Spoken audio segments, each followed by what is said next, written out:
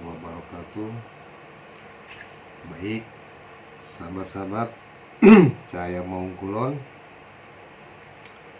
ada yang bertanya kepada saya, Kang, apabila memiliki benda pusaka itu syirik atau dikatakan musyrik? Baik, saya akan jelaskan dan saya akan paparkan ya. Bismillahirrahmanirrahim. Baik sahabat-sahabat, yang mempunyai benda pusaka atau memiliki benda yang bertuah, ada yang mengatakan itu syirik atau itu musyrik. Yang dibilang syirik itu yang seperti apa? Manusianya atau bendanya? Bisa dikategorikan syirik. Syirik itu kan kata arti luas ya sahabat-sahabat ya. Bisa dia mengutarakan, jangan bermain seperti itu. Syirik, musyrik. Kita mengeluarkan bahasa itu aja, kita udah menimbulkan suatu syirik kepada manusia itu. Nah, satu ya. Yang dibilang musyrik, musyriknya di mana? Gitu kan. Ada dua hal musyrik itu. Dia mempercayai suatu benda itu, ya dia musyrik. Tapi kalau dia tidak mempercayai suatu benda itu, tidak akan musyrik. Yang dibilang musyrik itu yang menduakan Allah. Makanya bertegang teguhlah kepada asyhadu alla ilaha illallah. Itu masih dibilang musyrik kah asyhadu alla ilaha illallah? Ya ya sahabat-sahabat ya. Nah, jadi banyak orang bertanya-tanya, jangan bermain-main seperti itu menimbulkan syirik. Apabila kita tidak mengetahui tauhid, yaitu ilmu ketuhanan, mana yang kita pegang itu asyhadu alla ilaha illallah. Jadi benda pusaka itu juga makhluk Allah. Kenapa saya bilang makhluk Allah? Karena dia terbuat dari istilahnya besi. Besi itu dari mana? Dari alam. Alam itu punya siapa? Punya Allah. Berarti dia makhluk Allah. Tuh, sahabat-sahabat ya. Dan khodam. Khodam itu dikategorikan pendamping ya. Atau suatu jin juga, jin pendamping. Itu ciptaan siapa? Allah. Berarti dia termasuk kategori makhluk Allah. Ya. Apabila kita masih memegang teguh tauhid asyhadu alla ilaha illallah, insya Allah tidak ada kategori musyrik atau syirik. Jadi dibilang syirik itu kita mempercayai suatu benda. Musyrik terlalu meyakinkan suatu benda. Baik sahabat-sahabat, saya sudah menjelaskan. Jadi kalau kita hanya ibaratnya kita taruh benda itu, gitu kan? Walaupun benda dia makhluk Allah juga tetap kita hargai, gitu kan? Bukan semata-mata ini benda kita nggak hargai, gitu kan?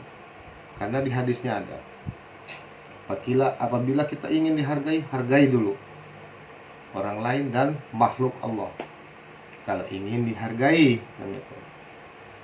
Apabila ingin kita dimuliakan, muliakan dulu orang lain dan makhluk Allah.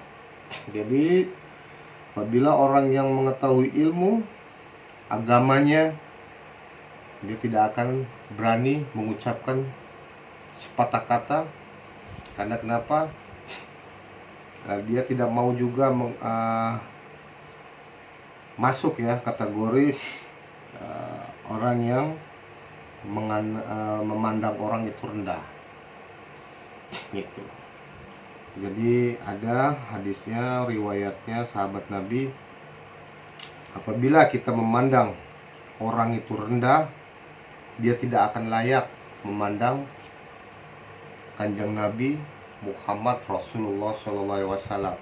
Itu ada. Jadi sahabat-sahabat, pergunakanlah lisanmu dengan baik, pergunakanlah lisanmu dengan berhati-hati. Baik yang diucapkan, ucapkan, yang tidak baik lebih baik diam.